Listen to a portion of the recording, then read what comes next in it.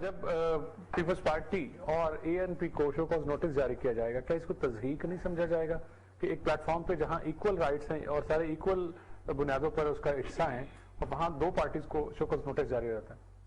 Exactly, یہ تو show cause notice جو ایک ٹرم ہے، یہ ہوتی ہے امپلائر اینڈ امپلائی، کہ امپلائر جو ہے نا وہ شو کاز نوٹس کر رہا ہوتا ہے اپنے امپلائی کو. بالکل ٹھیک. ابھی کبھی ہم نے یہ نہیں سنا کہ امپلائی نے اپنے امپلائر کو شو کاز نوٹس دیا. بالکل ٹھیک.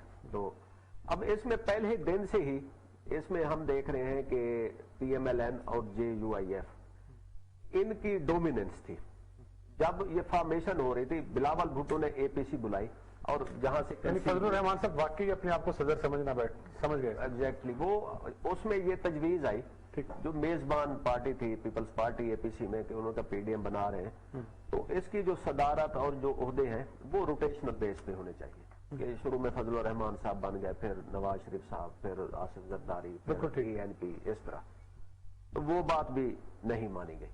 اس میں وہ بن گئے، فضل الرحمان صاحب صدر بن گئے اور یہ بن گئے جنرل سیکرٹری، اور انہوں نے پورا سکیجول وہ ترتیب دے دیا، اور پورا اس کا جو تھا کیا نام ہے نیریٹو، اس کو بھی ڈومینیٹ کرنا شروع کر دیا. بالکل ٹھیک. اب بلاول بھٹو نے کہا کہ جی میں گلگت جا رہا ہوں، اس میں الیکشنز ہیں، اور ادھر پہلی دفعہ ایک الیکشن کی ایکٹیویٹی کو انہوں نے جاندار بنایا. اس کے اوپر باتیں شروع ہوگی کہ جی کیوں جا رہے ہیں اور کیسے جا رہے ہیں، یہ حکومت سے ڈیل ہو گئی ہے، یہ ہو گیا وہ ہو گیا.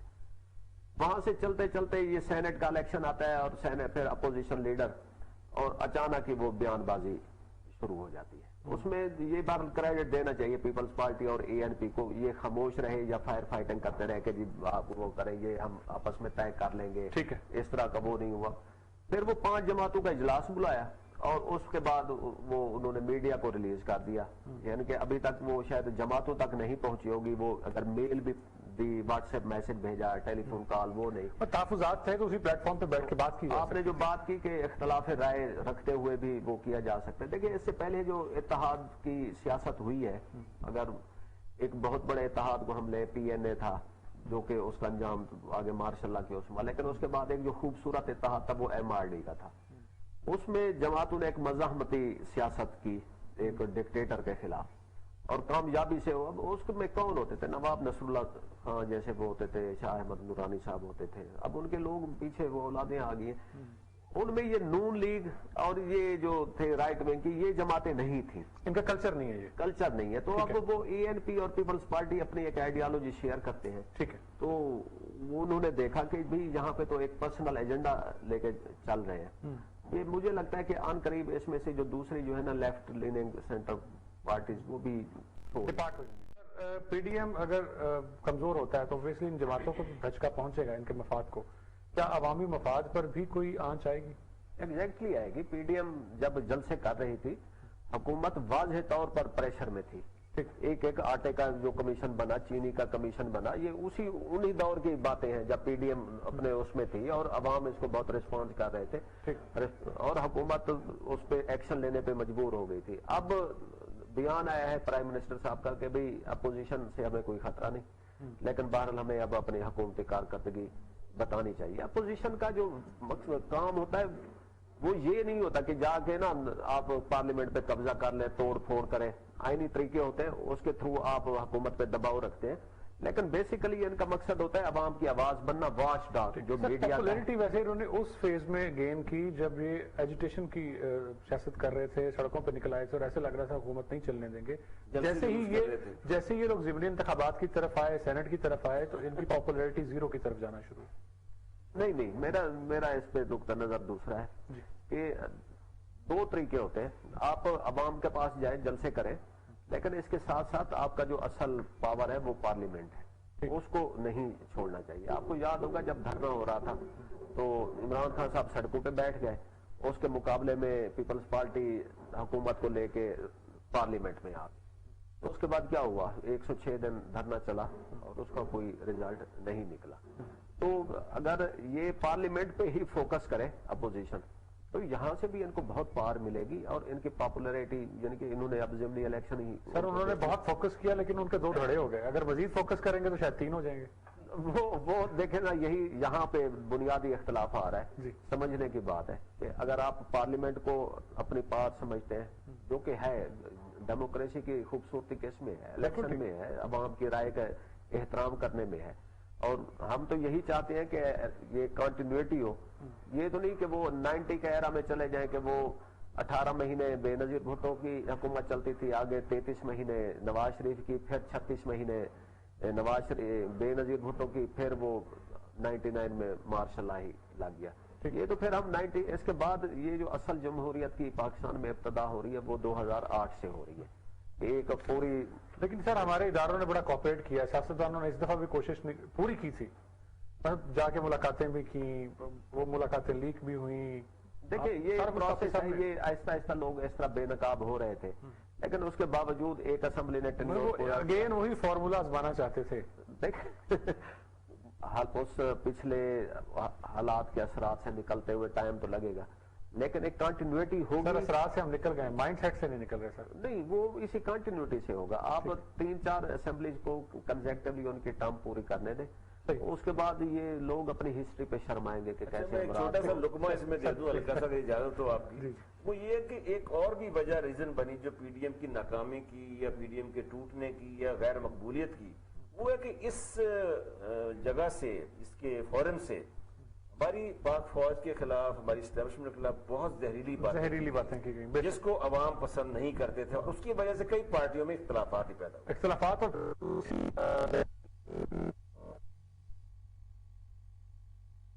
تو سے پوچھا گیا, بی بی سی کے ایک نمائندہ نے ادھر گلگت میں ہی تھے کہ جی وہ نواز شریف صاحب نے تو ان کا نام لے لیا. بالکل. تو انہوں نے کہا جی ہم نے کوئی شخصیات یا ناموں کی وہ نہیں کرنی تھی, ہم نے آپس میں جو پہلے فارمیٹ طے ہوا تھا کہ ہم نے حکومت کو کس طرح کریٹیسائز اپنا احتجاج ریکارڈ کروانا. ہاں, تو انہوں نے کہا تھا کہ ہم نے نام, شخصیات اور ان کو نہیں کرنا, ہم نے حکومت کو ہی کریٹیسائز کرنا ہے. بالکل ٹھیک. تو اس میں یہ اگر وہی لائن چلتی تو شاید پی ڈی ایم آج زیادہ کامیاب ہوتی. نہیں, پی ڈی ایم جو ہے نا اس میں مختلف جماعتوں کا اپنا ایک مائنڈ سیٹ تھا, اور ان کا تھا کہ جی اب اختلاف کہاں سے واضح کہاں سے آئے کہ جی لانگ مارچ تب کریں گے اگر آپ ریزگنیشن دیں گے, ٹھیک ہے, اور اس کے اوپر انہوں نے بالکل پیپلز پارٹی کو کارنر کر دیا. سر ان لوگوں نے ان اداروں کو ٹارگٹ کیا جن اداروں کو عوام لازم و ملزوم سمجھتے ہیں, ملکی سالمیت سے جن کو جوڑتے ہیں, ان پر جب حملہ ہوا تو لوگوں نے سمجھا شاید ملک پہ حملہ ہے. نہیں, وہ اداروں سر اس بیانیے کو انڈیا پروموٹ کرتا رہا. دیکھیں وہ انڈیا تو بہت بڑا ایشو بن جاتا ہے. اگر آپ کسی کا ایک نام لیتے ہیں تو اس پہ بھی وہ ان لیڈر سے کوشچن کرنا چاہیے کہ بھی ان کی ایکسٹینشن پہ تو آپ نے ان کو ووٹ دیا تھا. اب یہاں پہ وہ جو میڈیا ہے وہ تھوڑا سا سلیکٹو ہو جاتا ہے, وہ ایک چیز کو ہائی لائٹ کرتا ہے لیکن دوسرے کو جو ہے نا ان کو گریل نہیں کرتا کہ بھی یہ اچانک کریٹیسزم کی وجہ ریزنز کیا ہیں. لیکن جہاں تک اداروں کی سیاست میں جو مداخلت ہے وہ بھی حقیقت ہے, حقیقت رہی ہے, لیکن اس سے بھی نمٹنے کا طریقہ یہ نہیں ہے کہ آپ پبلکلی اور گالم گلوچ کی سیاست تو نہیں ہو سکتی. اب وہ تو پھر باتیں انہوں نے کھولنا شروع کی کہ جی آپ کے تو رات کے 3 بجے الیکشن کی رات ہمیں فون آئے تھے, اور پھر ابھی 2 ہفتہ پہلے زبیر صاحب ہم سے مل کے گئے ہیں. تو وہ ایک طرف آپ شیشے کے گھر میں بیٹھے ہوئے ہیں اور اس پہ پھر آپ پتھر مارنا شروع کر دیتے ہیں.